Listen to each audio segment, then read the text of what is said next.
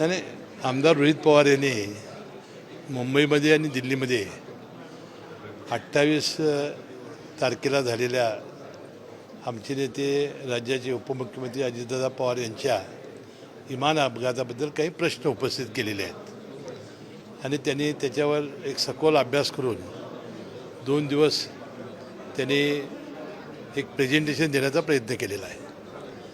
आता त्याही वेळेला राज्याचे मुख्यमंत्र्यांनी सांगितलं होतं की लोकांच्या मनातल्या शंका ह्या गेल्याच पाहिजेत आणि या ज्या शंका उपस्थित झालेल्या आहेत किंवा ज्याच्याबद्दल अनेक आक्षेप घेतले गेले आहेत त्याची सखोल चौकशी राज्य शासन करेल, केंद्र सरकार करेल आणि मला वाटते मुख्यमंत्र्यांनी अतिशय गांभीर्याने हा विषय घेतलेला आहे आणि त्याची चौकशी सुरू आहे.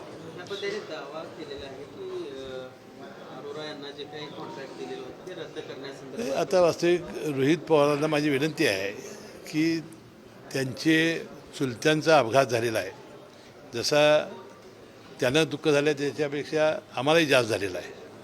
आम्हालाही त्याबद्दल काळजी आहे आणि आमच्याही मनामध्ये शंका आहेत त्या आम्ही मुख्यमंत्री मोदींच्याकडे व्यक्त केलेल्या आहेत. परंतु बाकीच्या ज्या गोष्टी आहेत त्या आमच्या पक्षाच्या अंतर्गत गोष्टी आहेत. त्यामध्ये रोहित पवारांनी मला वाटते कृपया भाग घेऊ नये. त्यांनी अजित पवारांच्या अपघाताबाबत जी आता माहिती दिलेली आहे त्याचा ते पाठपुरावा करतायत ते मला वाटतं एक त्यांचा पुतण्या म्हणून त्यांची अस्वस्थता मी समजू शकतो.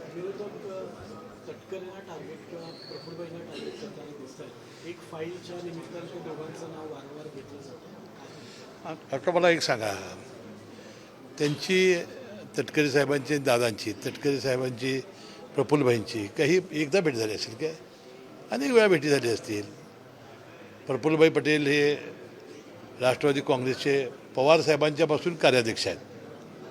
आजही ते कार्याध्यक्ष आहेत आणि अजितदादांच्या नंतर ते आता एक प्रमुख आहेत. आता ज्यावेळा राष्ट्रीय अध्यक्ष या सुनेत्राबाईंना केलं जाईल त्यानंतर ते सुद्धा कार्याध्यक्ष राहणारच आहेत. आता तटकरे साहेब प्रदेशाध्यक्ष आहेत. आता मला हेच समजत नाही, मी ज्या दिवशी मतदान होतं त्या दिवशी मी याचा खुलासा केला होता की हे दोन व्हिलन कशी होऊ शकतात, त्यांना टार्गेट का केलं जातं आहे. जर प्रदेशाध्यक्ष सुनील तटकरेच असतील आणि तेच आमदारांची मिटिंग बोलण्यासाठी त्यांना अधिकार असेल तर त्याची चूक काय आहे. राष्ट्रीय अध्यक्ष म्हणून प्रफुल्लभाई पटेल हे मुख्यच असल्यामुळं ते उपस्थित असणं किंवा त्यांच्यावर असणं हे गैर काय आहे.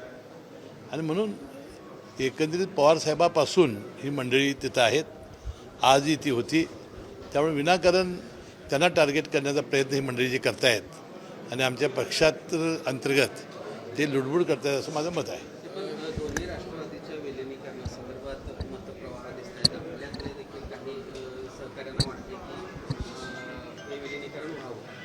नाही हे बघा, आता विलिनीकरणाचा मुद्दा मी अनेक वेळा मांडलेला आहे की अजितदादा हे चर्चा करत होते. राष्ट्रवादी काँग्रेसचा कुठलाही नेता त्या चर्चेत नव्हता, त्यामुळं त्यांची चर्चा झाली नाही असा काय आमचा दावा नाही. आता सवाल काय की दादा गेल्यानंतर जी परिस्थिती बदललेली आहे, आता भारतीय जनता पक्षाला आपल्याला विश्वासात घ्यावं लागेल, त्यांचं याबद्दल मत काय आहे ते बघावं लागेल. त्याशिवाय आता सुनेत्रा वहिनी आणि त्यांचं कुटुंबीय त्यांना जे वाटते ते आता ह्या आमच्या पक्षामध्ये होईल. विलिनीकरणाचा जो मुद्दा आहे, समजा विलिनीकरण झालं असतं, अजितदादा हयात असते विलिनीकरण झालं असतं तर सगळं राज्याचं नेतृत्व अजितदादांकडे देण्यासंदर्भातला काही विचार किंवा अशा काही चर्चा नाही ती काय मला माहिती नाही, मी नव्हतो ना चर्चेत. परंतु त्यांच्या सांगण्यावरून तसं आहे की पवारसाहेबांनी थांबायचं आणि अजितदादांनी करायचं असं ही मंडळी म्हणतायत. राष्ट्रवादीच्या आक्षेपामध्ये आज अशा पद्धतीचं काही उल्लेख करण्यामध्ये की दादांकडे नाही, शशिकांत शिंदे त्या चर्चेत असायचे, परंतु ती चर्चा विशेषतः ही दोन्ही पक्षांच्या जिल्हा परिषद निवडणुकीबद्दल असायची. आणि आम्हालाही फोन यायचे किंवा एकत्र जर येत असाल तर एका चिन्हावर लढवा म्हणून आपण गडिंग्लज आणि चंदगडमध्ये हा प्रयोग केला. परंतु ह्या इतपर दादा आमच्याशी काही बोलले नाहीत, हे खरं आहे. थँक्यू.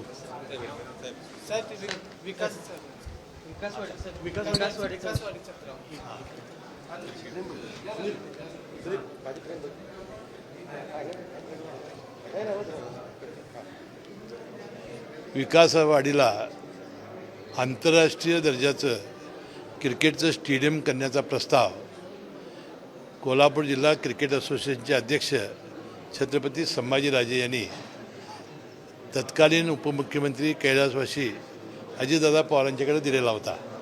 त्यावेळा मी जिल्ह्याचा पालकमंत्री होतो आणि त्या बैठकीला मी हजर होतो. ही MIDCची जमीन आहे आणि ती देण्याचा त्यावेळा ठराव झाला होता आणि त्याप्रमाणे तो मंजूर झाला होता, परंतु मंत्रिमंडळापुढे येणं बाकी होतं. आता मुख्यमंत्री महोदयांचं मी अतिशय मनपूर्वक आभारी आहे की त्यांनी त्या दिवशी 4 गोष्टी अजितदादा पवारांनी ज्या बैठका घेतल्या होत्या आणि अजितदादा पवार ज्यामध्ये जास्तीत जास्त त्यांना इंटरेस्ट होता अशा गोष्टी करून त्यांना एक आदरांजली वाहण्याचा प्रयत्न मंत्रिमंडळाच्या बैठकीत करण्यात आला. एक पुरंदरचं विमानतळ, पुण्याचं नवीन विमानतळ करण्यासाठी हुडकोकडून कर्ज घेण्याचा विषय होता. त्यानंतर बारामतीचं जे क्रीडा संकुल आहे त्याला 75 कोटीची कमतरता होती, ते 75 कोटी रुपये मंजूर केलं.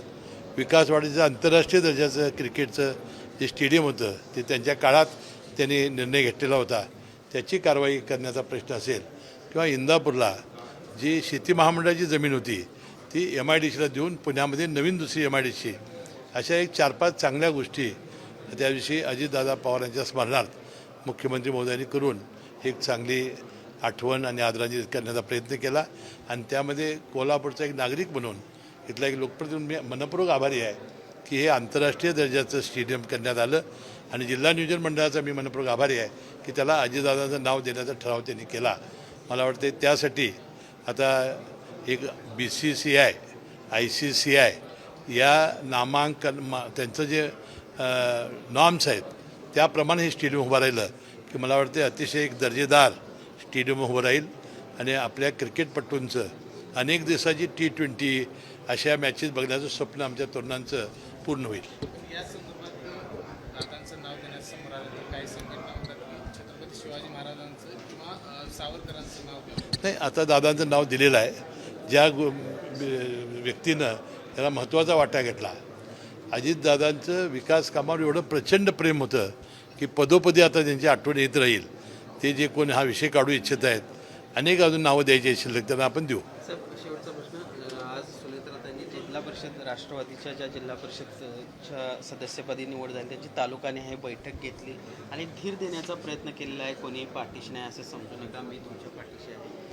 नाही, आता सुनेत्रा वहिनी आणि त्यांच्या कुटुंबियांची जी जबाबदारी आहे ते पार पाडतायत. आमचा पक्ष एकसंघ ठेवणं, आमदारांना एकसंघ ठेवणं आणि राज्यभरातल्या सगळ्या राष्ट्रवादीच्या कार्यकर्त्यांना आणि देशभरातल्या राष्ट्रवादीच्या कार्यकर्त्यांना एक मनोधैर्य देणं किंवा तुम्ही पोरके नाहीत, आम्ही तुमच्या मागे आहोत ही जाणीव करून देण्याचा ते प्रयत्न करतायत. हा स्तुत्य उपक्रम आहे. साहेब, शेवटचा प्रश्न.